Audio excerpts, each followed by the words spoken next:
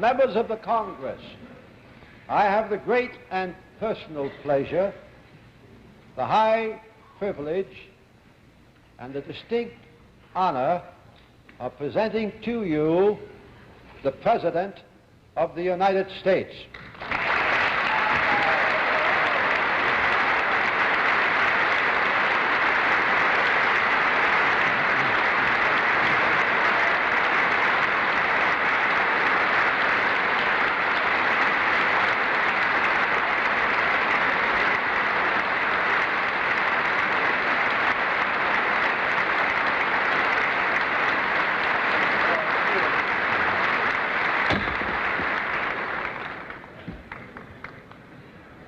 Mr. Speaker, Mr. President, members of the Congress, my fellow Americans, on this hill which was my home, I am stirred by old friendships. Though total agreement between the executive and the Congress is impossible, total respect is important. I am proud to be among my colleagues of the Congress whose legacy to their trust is their loyalty to their nation. I am not unaware of the inner emotions of the new members of this body tonight.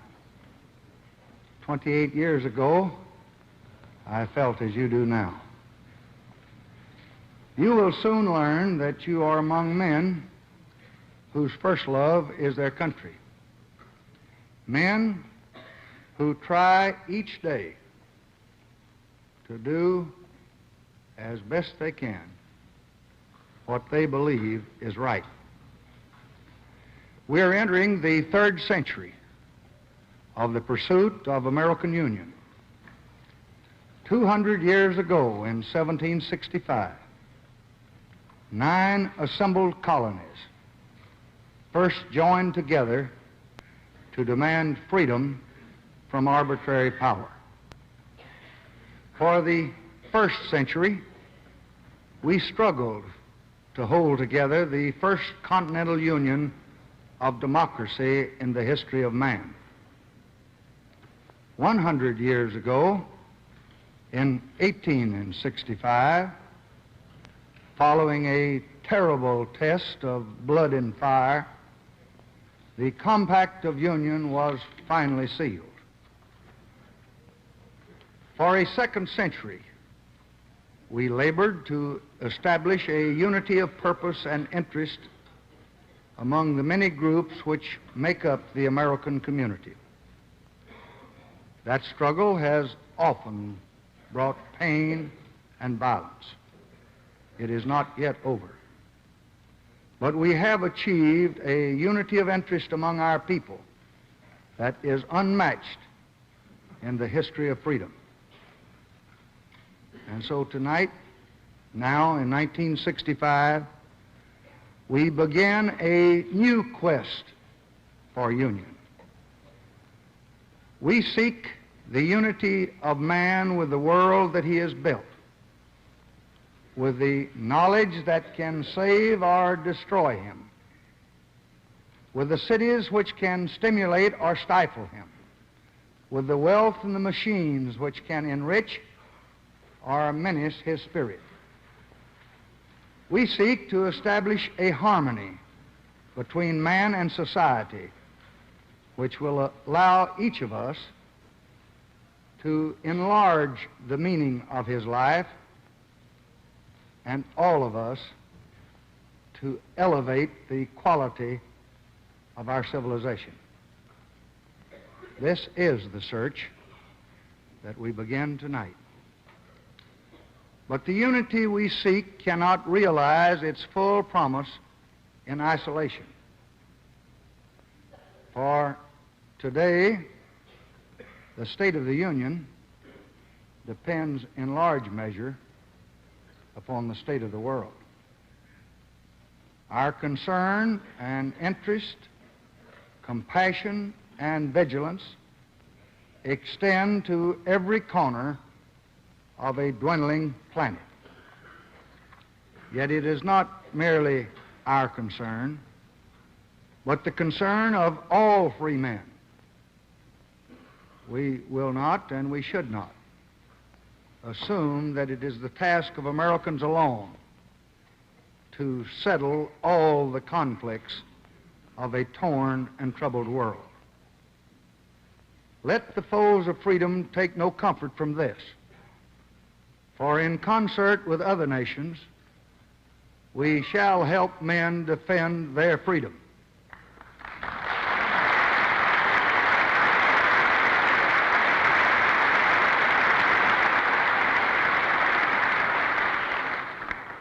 Our first aim remains the safety and the well-being of our own country. We are prepared to live as good neighbors with all, but we cannot be indifferent to acts designed to injure our interests or our citizens or our establishments abroad. The community of nations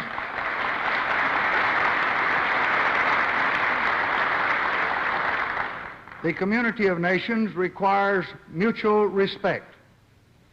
We shall extend it, and we shall expect it.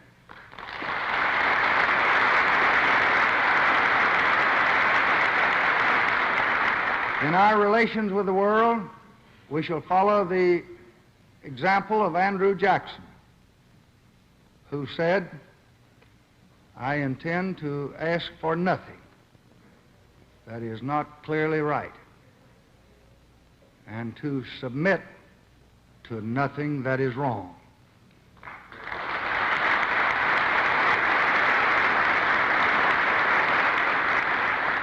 And he promised that the honor of my country shall never be stained by an apology from me for the statement of truth or for the performance of duty.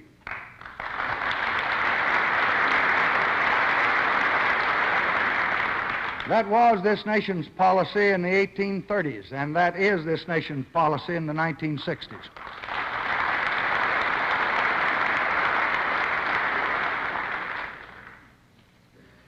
Our own freedom and growth have never been the final goal of the American dream. We were never meant to be an oasis of liberty and abundance in a worldwide desert of disappointed dreams. Our nation was created to help strike away the chains of ignorance and misery and tyranny wherever they keep man less than God means him to be. We are moving toward that destiny, never more rapidly than we've moved in the last 4 years. In this period, we have built a military power strong enough to meet any threat and destroy any adversary. And that superiority will continue to grow so long as this office is mine and you sit on Capitol Hill.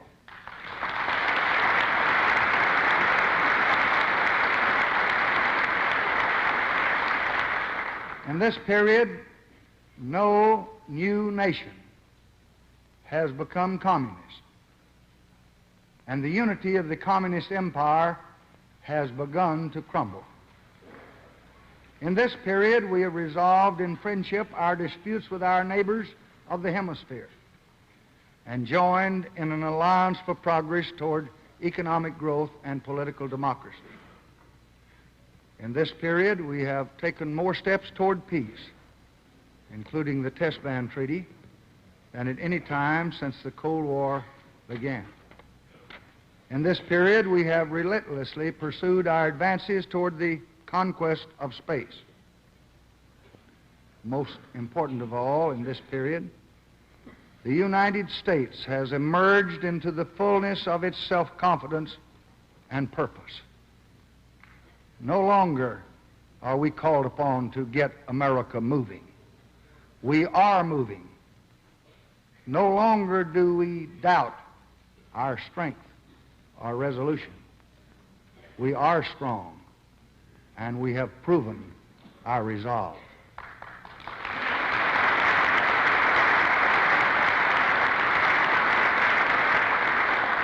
No longer can anyone wonder whether we're in the grip of historical decay. We know that history is ours to make, and if there is great danger, there is now also the excitement of great expectations. Yet we still live in a troubled and perilous world. There is no longer a single threat. There are many. They differ in intensity and in danger.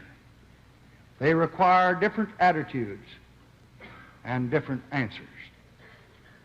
With the Soviet Union, we seek peaceful understanding that can lessen the danger to freedom.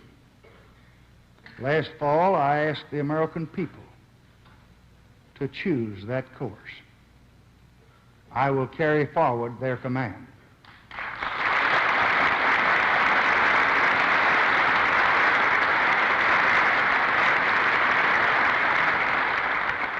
If we are to live together in peace, we must come to know each other better. I am sure that the American people would welcome a chance to listen to the Soviet leaders on our television, as I would like the Soviet people to hear our leaders on theirs.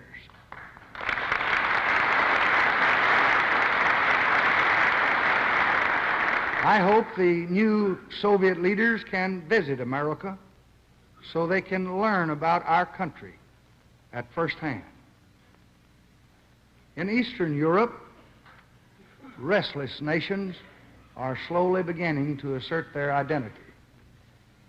Your government, assisted by the leaders in American labor and business, is now exploring ways to increase peaceful trade with these countries and with the Soviet Union.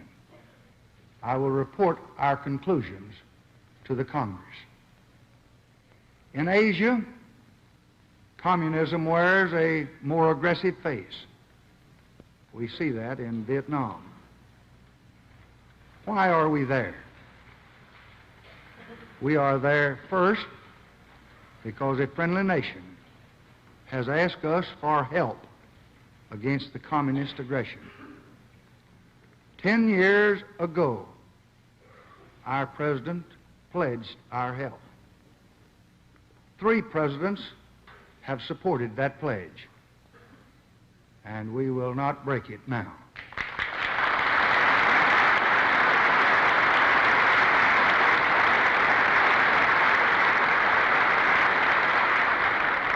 Second, our own security is tied to the peace of Asia. Twice in one generation, we have had to fight against aggression in the Far East. To ignore aggression now would only increase the danger of a much larger war. Our goal is peace in Southeast Asia. That will come only when aggressors leave their neighbors in peace. What is at stake is the cause of freedom. And in that cause, America will never be found wanting.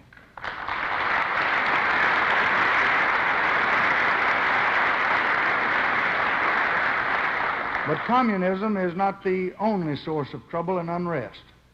There are older and deeper sources in the misery of nations and in man's irrepressible ambition for liberty and a better life. With the free republics of Latin America, I have always felt, and my country has always felt, very special ties of interest and affection. It will be the purpose of my administration to strengthen these ties. Together we share and shape the destiny of the new world. And in the coming year, I hope to pay a visit to Latin America. And I will steadily enlarge our commitment to the Alliance for Progress as the instrument of our war against poverty and injustice in this hemisphere.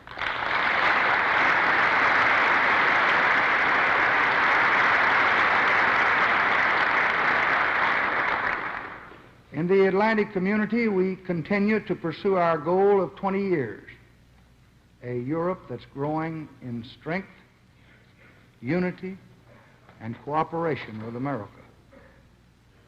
A great unfinished task is the reunification of Germany through self-determination. This European policy is not based on any abstract design. It is based on the realities of common interests and common values, common dangers and common expectations. These realities will continue to have their way. And in our, especially I think, in our expanding trade, and especially in our common defense. Free Americans have shaped the policy of the United States. And because we know these realities, those policies have been and will be in the interests of Europe. Free Europeans must shape the course of Europe, and for the same reasons. That course has been and will be in our interest and in the interest of freedom. I found this truth confirmed in my talks with European leaders in the last year. I hope to repay these visits to some of our friends in Europe this year.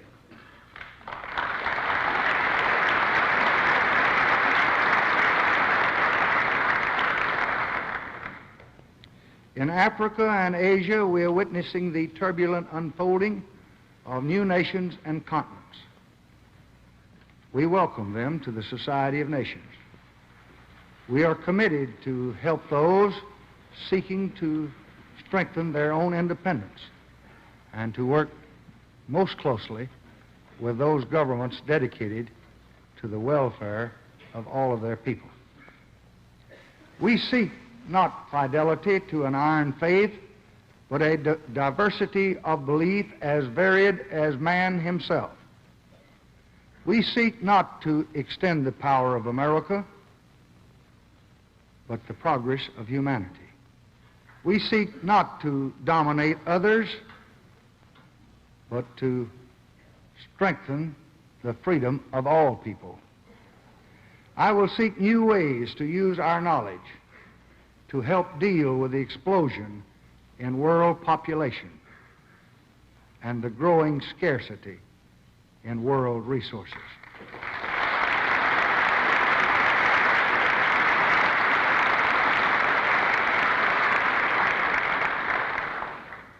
Finally, we renew our commitment to the continued growth and the effectiveness of the United Nations.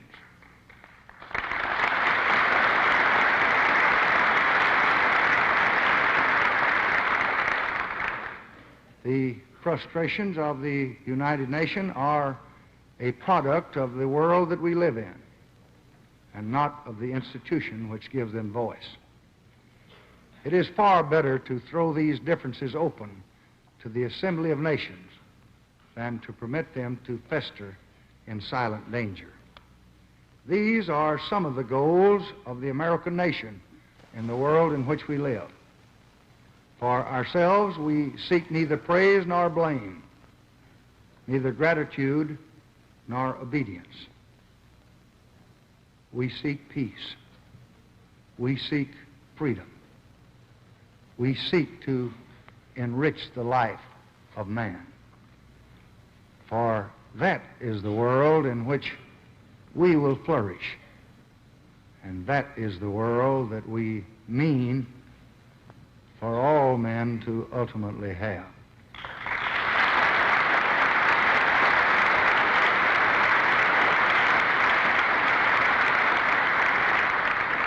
World affairs will continue to call upon our energy and our courage. But today we can turn increased attention to the character of American life. We are in the midst of the greatest upward surge of economic well-being in the history of any nation. Our flourishing progress has been marked by price stability that's unequaled in the world. Our balance of payments deficit has declined, and the soundness of our dollar is unquestioned. I pledge to keep it that way.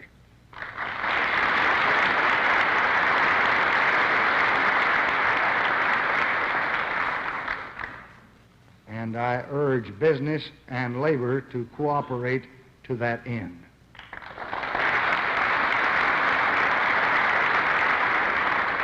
We worked for 2 centuries to climb this peak of prosperity, but we're only at the beginning of the road to the great society. Ahead now is a summit where freedom from the wants of the body can help fulfill the needs of the spirit. We built this nation to serve its people. We want to grow and build and create, but we want progress to be the servant and not the master of man. We do not intend to live in the midst of abundance, isolated from neighbors and nature, confined by blighted cities and bleak suburbs, stunted by a poverty of learning and an emptiness of leisure. The great society asks not how much, but how good.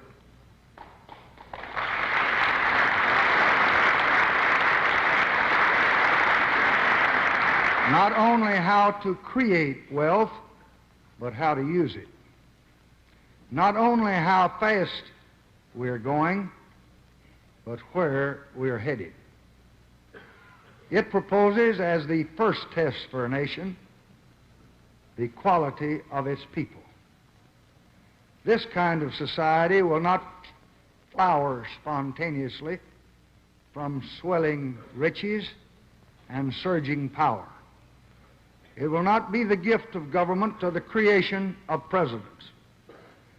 It will require of every American for many generations both faith in the destination and the fortitude to make the journey. And like freedom itself, it will always be challenge and not fulfillment. And tonight, we accept that challenge.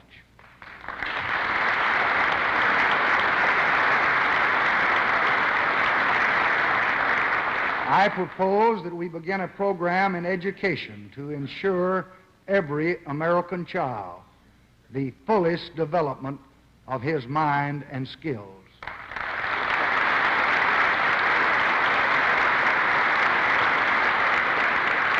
I propose that we begin a massive attack on crippling and killing diseases.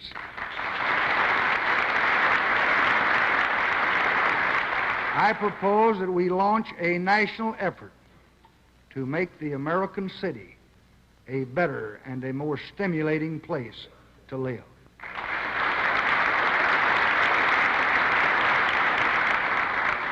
I propose that we increase the beauty of America and end the poisoning of our rivers and the air that we breathe.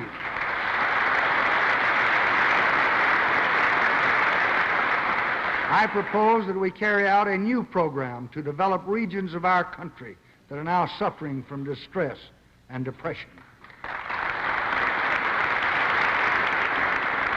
I propose that we make new efforts to control and prevent crime and delinquency.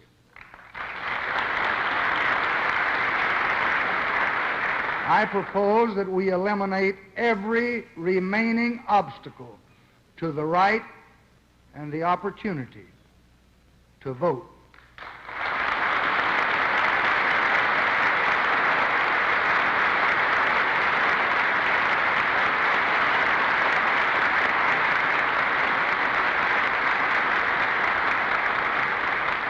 I propose that we honor and support the achievements of thought and the creations of art.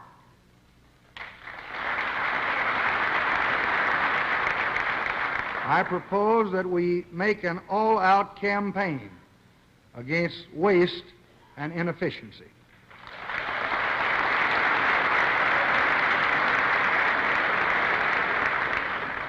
Our basic task is threefold. First, to keep our economy growing. To open for all Americans the opportunity that is now enjoyed by most Americans.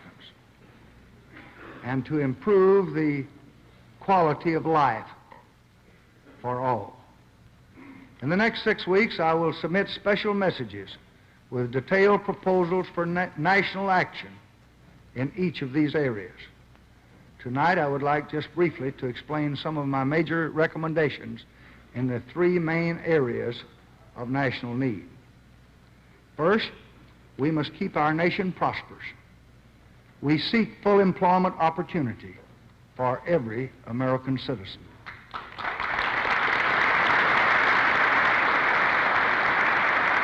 I will present a budget designed to move the economy forward. More money will be left in the hands of the consumer by a substantial cut in excise taxes.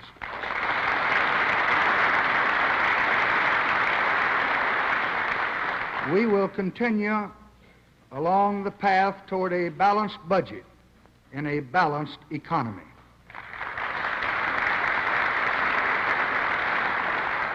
I confidently predict what every economic sign tells us tonight: the continued flourishing of the American economy. But we must remember that fear of a recession can contribute to the fact of a recession. The knowledge that our government will and can move swiftly will strengthen the confidence of investors and business. Congress can reinforce this confidence by ensuring that its procedures permit rapid action on temporary income tax cuts and special funds for job-creating public programs should be made available for immediate use if recession threatens. Our continued prosperity demands continued price stability. Business, labor, and the consumer all have a high stake in keeping wages and prices within the framework of the guideposts that have already served the nation so well. Finding new markets abroad for our goods depends on the initiative of American business. But we stand ready with credit and other help to assist the flow of trade which will benefit the entire nation. Our economy owes much to the efficiency of our farmers. We must continue to assure them the opportunity to earn a fair reward. I have instructed the Secretary of Agriculture to lead a major effort to find new approaches to reduce the heavy cost of our farm programs and to direct more of our effort to the small farmer who needs the help the most.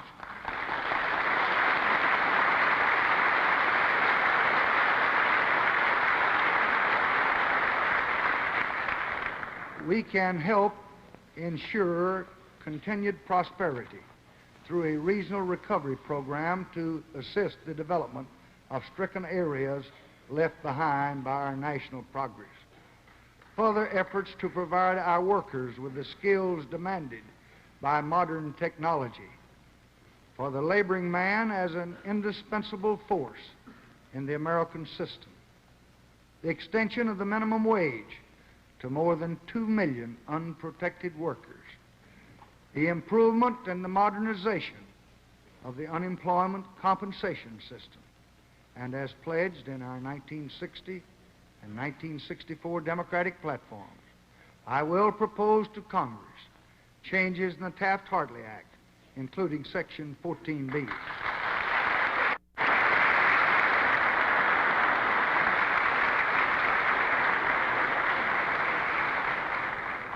I will do so hoping to reduce the conflicts that for several years have divided Americans in various states of our Union. In a country that spans a continent, modern transportation is vital to continued growth. I will recommend heavier reliance on competition in transportation and a new policy for our merchant marine.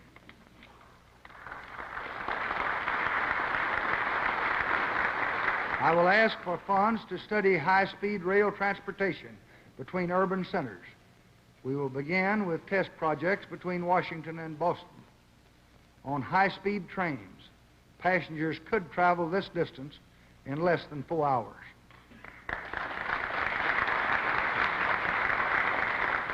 Second, we must open opportunity to all our people. Most Americans enjoy a good life, but far too many are still trapped in poverty and idleness and fear. Let a just nation throw open to them the city of promise. To the elderly, by providing hospital care under Social Security and by raising benefit payments to those struggling to maintain the dignity of their later years.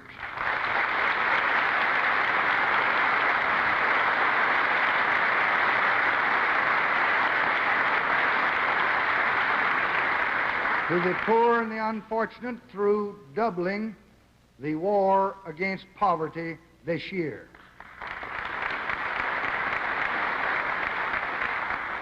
To Negro Americans through enforcement of the civil rights law and elimination of barriers to the right to vote.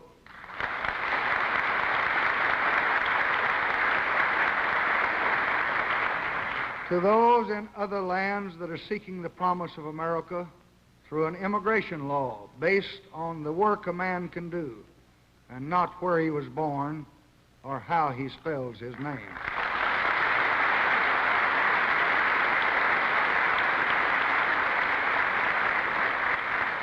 Our third goal is to improve the quality of American life. We begin with learning. Every child must have the best education that this nation can provide.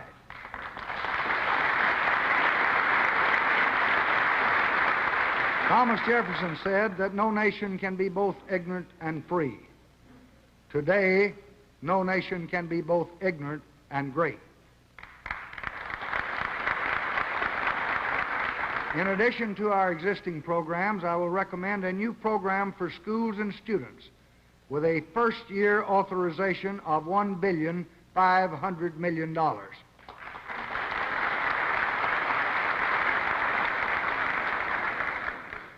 It will help at every stage along the road to learning. For the preschool years, we will help needy children become aware of the excitement of learning. For the primary and secondary school years, we will aid public schools serving low-income families and assist students in both public and private schools.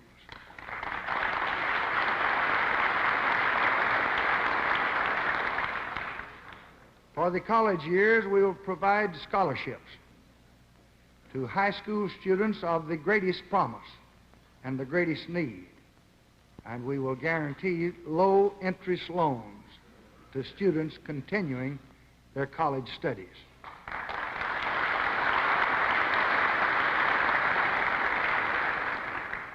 New laboratories and centers will help our schools, help them lift their standards of excellence, and explore new methods of teaching. These centers will provide special training for those who need and those who deserve special treatment. Greatness requires not only an educated people, but a healthy people. Our goal is to match the achievements of our medicine to the afflictions of our people. We already carry on a large program in this country for research and health. In addition, regional medical centers can provide the most advanced diagnosis and treatment for heart disease and cancer and stroke and other major diseases. New support for medical and dental education will provide the trained people to apply our knowledge. Community centers can help the mentally ill and improve health care for school-aged children from poor families, including services for the mentally retarded. And educated and healthy people require surroundings in harmony with their hopes. In our urban areas, the central problem today is to protect and restore man's satisfaction in belonging to a community where he can find security and significance. The first step is to break old patterns, to begin to think and work and plan for the development of the entire metropolitan areas. We will take this step with new programs of help for the basic community facilities and for neighborhood centers of health and recreation.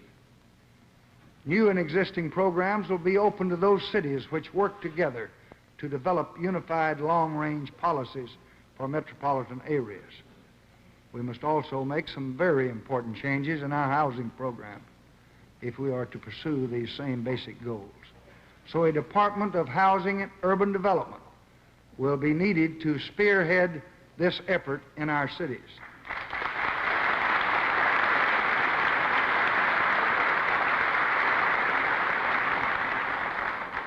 Every citizen has the right to feel secure in his home and on the streets of his community.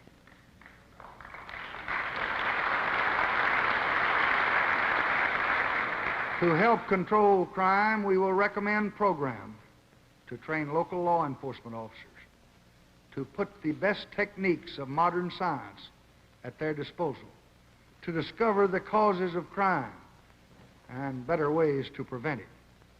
I will soon assemble a panel of outstanding experts of this nation to search out answers to the national problem of crime and delinquency, and I welcome the recommendations and the constructive efforts of the Congress.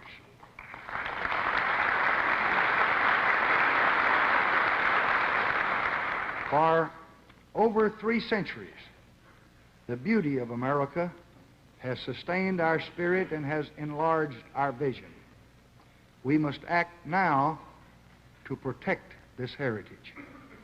In a fruitful new partnership of the states and the cities, the next decade should be a conservation milestone. We must make a massive effort to save the countryside and to establish as a green legacy for tomorrow more large and small parks, more seashores and open spaces than have been created during any other period in our national history.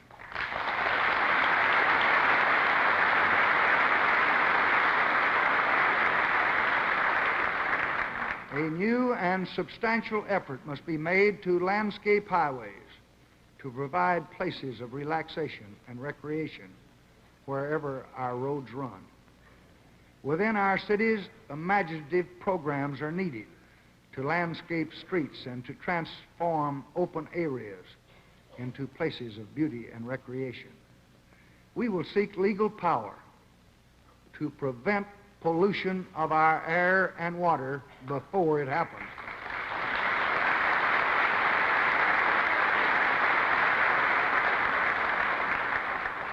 We will step up our effort to control harmful wastes, giving first priority to the cleanup of our most contaminated rivers.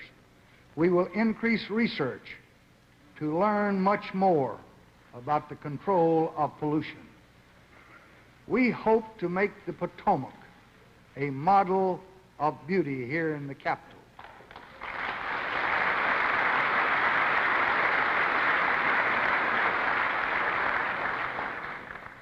And preserve unspoiled stretches of some of our waterways with a wild rivers bill. More ideas for a beautiful America will emerge from a White House conference on national beauty, which I will soon call.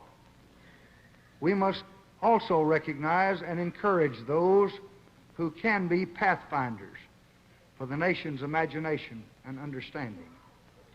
To help promote and honor creative achievements, I will propose a national foundation on the arts.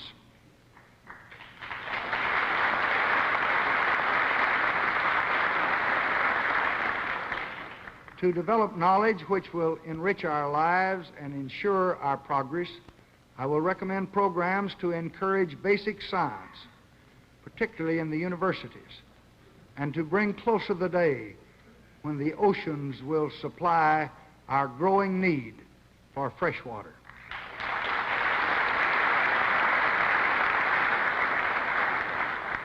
For government to serve these goals, it must be modern in structure, efficient in action, and ready for any emergency. I am busy currently reviewing the structure of the entire executive branch of this government. I hope to reshape it and to reorganize it to meet more effectively the task of the 20th century. Wherever waste is found, I will eliminate it. Last year, we saved almost $3.5 billion by eliminating waste in the national government.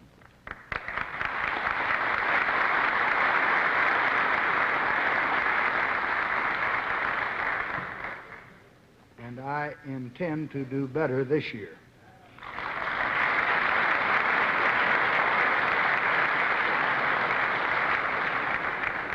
And very soon I will report to you on our progress and on new economies that your government plans to make. Even the best of government is subject to the worst of hazards. I will propose laws to ensure the necessary continuity of leadership should the president become disabled or die. In addition, I will propose reforms in the Electoral College, leaving undisturbed the vote by states, but making sure that no elector can substitute his will for that of the people.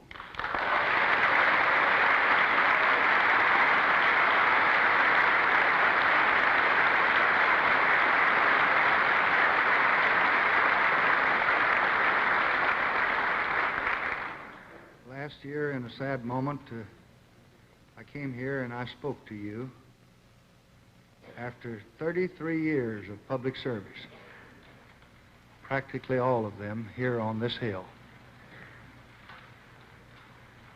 This year, I speak after 1 year as President of the United States.